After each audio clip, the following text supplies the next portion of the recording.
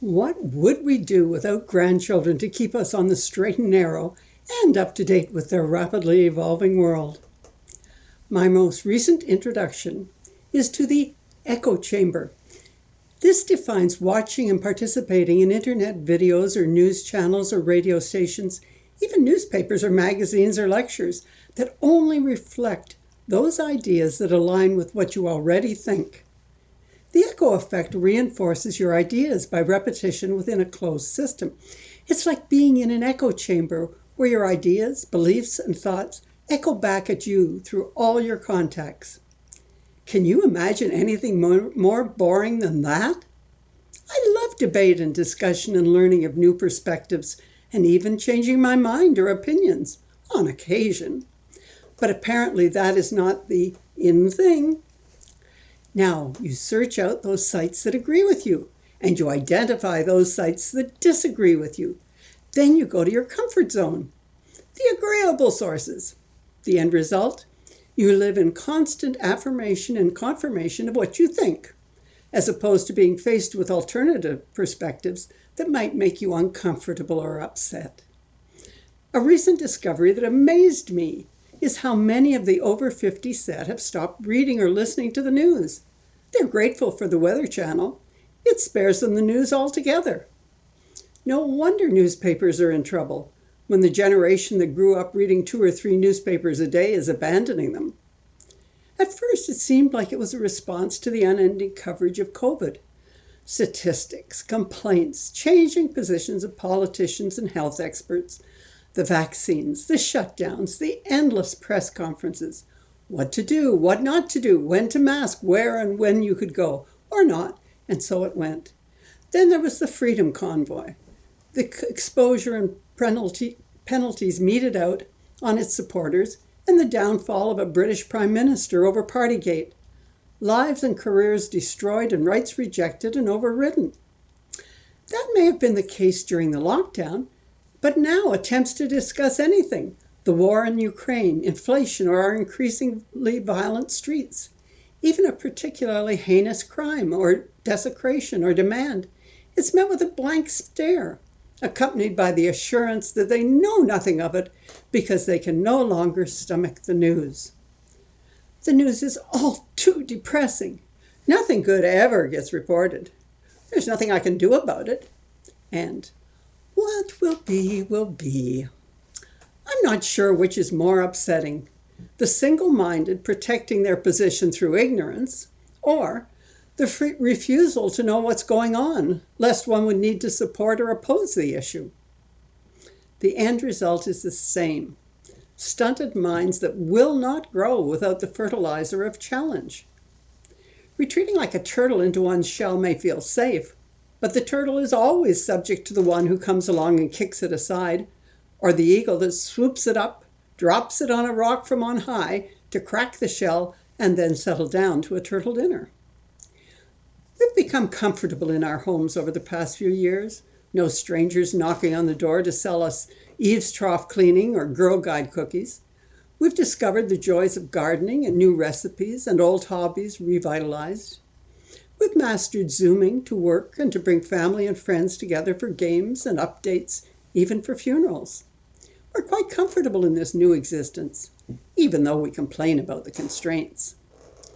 As doors reopened, many chose to continue working from home, even threatening to quit if forced back into the workplace. At times, it feels as if many have been turning their homes into bomb shelters against an angry, incomprehensible world of alien microbes. Instead, we've been erecting invisible fences that, when broached, have produced new protocols of interaction. Hugs have been replaced with elbow bumps, shopping for everything online, and the polite query, would you like me to wear a mask whether entering a home or a taxi?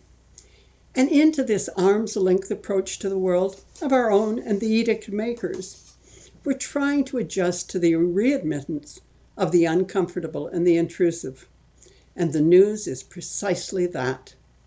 After all, we don't want murderers in our gardens, or drug dealers in our living room, or breakfasting with rioters. And reading the newspapers does just that. 3 years ago, we were proud of Canada as one of the fairest and most welcoming and just countries in the world. We've emerged to a country critical of its roots, more divided than ever before, and mired in so much self-doubt that we cannot celebrate its very existence. It's difficult to reconcile the worlds of 2022 with that of 2019. A mere 3 years, but apparently a lifetime. We retreated and did not participate over those years. We created our individual nests. We took our vaccines, wore our masks, and distanced for our protection and the protection of others. But in our absence from the public square, so much changed. Mob rule has become commonplace in a way to which we're not accustomed, and we don't know how to deal with it. Cancellation of TV shows or sports heroes or politicians for slipped words from their distant past or yesterday matters not. Or you or your club or your employer are shunned and cancelled for words or deeds of a time or place unrelated to the charges leveled by the woke folk. And then there are the violent demonstrations, burning of churches for associations of another century, toppling of statues, whether a queen, the champion of free education, even for girls, or the founder of the country. All weekly fodder for the very segregated news hounds, presenting news designed for their own audiences. Oh, so un-Canadian that no one knows how to respond. How does one address matters that demand change and redress and retribution with courtesy, tolerance, caring, and coming together? Characteristics in which we traditionally have taken pride. The great joke about Canadians being how polite we are, endlessly saying, "Thank you," "Oh, excuse me," and "Sorry."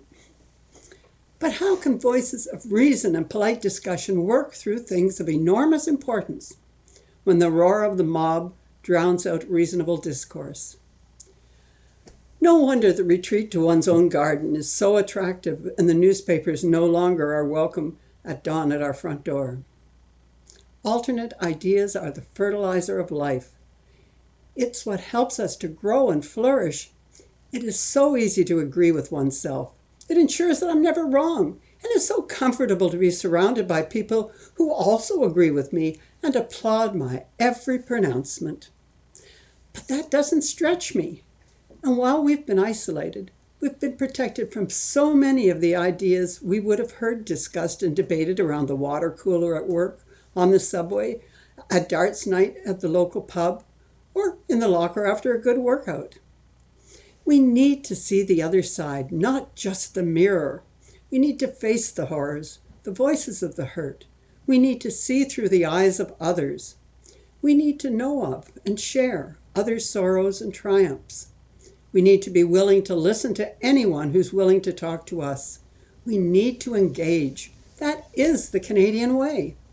But talking and listening does not mean that we all end up sharing the same opinion or the same position or the same voice. We won't all see the problem from the same perspective or come up with the same solutions. But talking together does mean that we will understand the other and where they're coming from and from whence come their opinions. And understanding is the greatest defense against prejudice. Sharing and debating is the best way to retain respect for one another. For those in the echo chambers, I challenge you, venture forth into the chambers of others. Make up your own mind only after you have listened to others from a variety of perspectives, and let them hear your voice as well. Canada is so rich because of all the differences we embrace. Canada is unique in our mosaic. We can learn and share and grow together. Particularly, we engage with those who do not look like us, do not speak like us, do not dress like us, do not worship like us. For therein lies the riches of Canada. So may it ever be. Amen. A thought as we venture forth and begin to recreate our Canada. More powerful than the will to win is the courage to begin. May the blessings of courage and faith be yours, for this great country is in need of all of us.